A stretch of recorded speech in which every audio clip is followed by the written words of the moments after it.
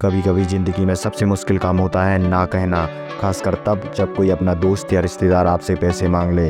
आप भी इस डर में रहते हैं कि मना कर दिया तो रिश्ता ख़राब हो जाएगा और दे दिया तो खुद मुश्किल में पड़ जाएंगे। तो आज हम सीखेंगे कुछ आसान और समझदारी भरे तरीके जिससे आप बिना किसी को बुरा लगे पैसे देने से मना कर सकते हैं। और जो तरीके मैं आपको बताने वाला हूँ वो आप अलग अलग परिस्थिति और अलग अलग व्यक्ति के हिसाब से इस्तेमाल कर सकते हैं। सभी तरीके काफ़ी ज़्यादा प्रभावी और नेचुरल हैं, आप जहाँ चाहे इन्हें इस्तेमाल कर सकते हैं। चलिए शुरू करते हैं। सबसे पहली बात जो आपको याद रखना है, ना कहना गलत नहीं है। आपके अपने फाइनेंशियल गोल्स होते हैं, आपकी अपनी जिम्मेदारियां होती हैं। अगर आप हर बार दूसरों की मदद करते करते खुद मुश्किल में पड़ जाएंगे तो बाद में ना आप खुद को संभाल पाएंगे ना दूसरों की मदद कर पाएंगे। इसलिए मना करना एक सही निर्णय हो सकता है, बस तरीका सही होना चाहिए। सबसे पहले यदि कोई ऐसा व्यक्ति आपसे पैसे मांगता है जिसका व्यवहार अच्छा है, पैसा लौटाने की संभावना ज़्यादा है और आपका करीबी है और आप उसे बिल्कुल ना नहीं कहना चाहते हैं, तो कहें, देख मैं बड़ी रकम नहीं दे सकता लेकिन थोड़ी बहुत मदद कर सकता हूँ। अगर तुम्हारा काम चल जाए तो बताना, मैं मदद जरूर करूँगा। तो इस तरीके से यदि आप कहते हो तो वह समझेगा कि यह मेरी मदद करना चाहता है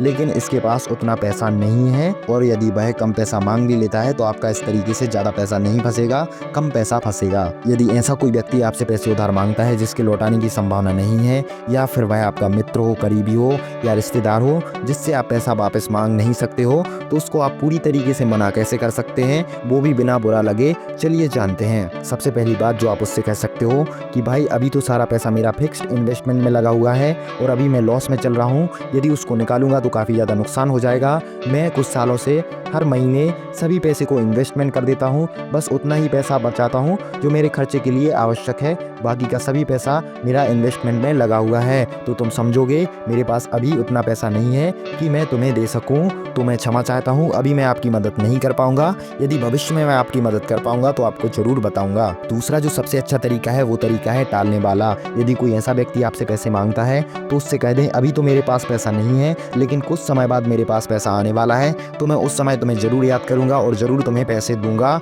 इससे थोड़ा समय निकल जाएगा। और यदि वह व्यक्ति फिर से आपसे पैसे मांगता है तो आप कह सकते हैं कि अभी भी मुझे पैसा नहीं मिला है, जैसे ही मिलेगा मैं आपकी ज़रूर मदद करूंगा। और ऐसे टालते टालते वह बात निकल जाएगी और आपको पैसा देना नहीं पड़ेगा। तीसरा जो सबसे अच्छा तरीका है, खुद पर कर्ज होने की बात उससे कहें भाई मैं खुद लोन की EMI में फंसा हुआ हूँ, ऊपर से क्रेडिट कार्ड का भी बकाया है, इस वक्त किसी की मदद कर पाना मेरे लिए बहुत मुश्किल है, मैं क्षमा चाहता हूँ, मैं अभी आपकी मदद नहीं कर पाऊंगा। आप मेरी परिस्थिति को समझेंगे, आगे जैसे ही हालात अच्छे होते हैं तो मैं आपकी मदद जरूर करना चाहूँगा और ज़रूर करूँगा। एक और अच्छा तरीका है जो आप उसे बता सकते हो, इमोशनल फील कराकर। आप उससे कहें, मुझे बुरा तो लग रहा है मना करते हुए, पर मैं चाहता हूँ कि मैं जब भी मदद करूँ पूरे दिल से और मजबूती से कर सकूँ। अभी वैसी स्थिति नहीं है इसलिए मजबूरी में मना कर रहा हूँ, ऐसी स्थिति में मैं तुम्हारी मदद जरूर करना चाहता हूँ लेकिन क्या करूँ, कुछ कारण है जिसकी वजह से अभी मेरी ऐसी स्थिति नहीं है।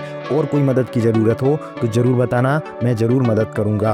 और अब जो मैं आपको तरीका बताने वाला हूँ वो भी काफ़ी ज़्यादा इम्पैक्टफुल तरीका है और यह काम जरूर करेगा। यदि कोई ऐसा व्यक्ति आपसे पैसे मांगता है जिसे आप उधार देना नहीं चाहते हो तो आप इस तरीके को इस्तेमाल कर सकते हो। तो उससे आप कह सकते हैं कि अभी कुछ ही दिन पहले मेरे पास पैसा पड़ा था, उसे किसी करीबी रिश्तेदार या करीबी दोस्त का नाम बताएं और कहें कि इसको अभी ज़रूरत पड़ गया था तो मैंने कुछ ही दिन पहले इसको पैसा दिया है, तो अभी तो मेरे पास पैसा नहीं है, जैसे ही वह वापस करेगा तो मैं तुम्हें दे सकता हूँ और जैसे ही मेरे पास पैसा आएगा मैं तुरंत तुम्हारी मदद करूँगा। तो वो पैसा जैसे ही लौटाता है मैं तुम्हें बताऊँगा और इस बात को टालते रहिए जिससे वह धीरे धीरे पैसा मांगना बंद कर देगा। और दोस्तों अंत में मैं कहूँगा, याद रखिए जो सच्चा रिश्ता होता है वो आपकी मजबूरी को समझता है। ना कहने से रिश्ता अगर टूट जाए तो समझिए कि वो रिश्ता मजबूरी पर टिका था, मोहब्बत पर नहीं। अपने भविष्य और अपने सपनों के लिए सही निर्णय लेना भी खुद के प्रति आपकी जिम्मेदारी है। तो अगली बार जब कोई पैसा मांगे तो दिल से सोचिए और दिमाग से फैसला लीजिए। और हाँ, याद रखिए हमेशा मना करना भी सही नहीं होता है, आप परिस्थिति के हिसाब से डिसीजन लीजिए।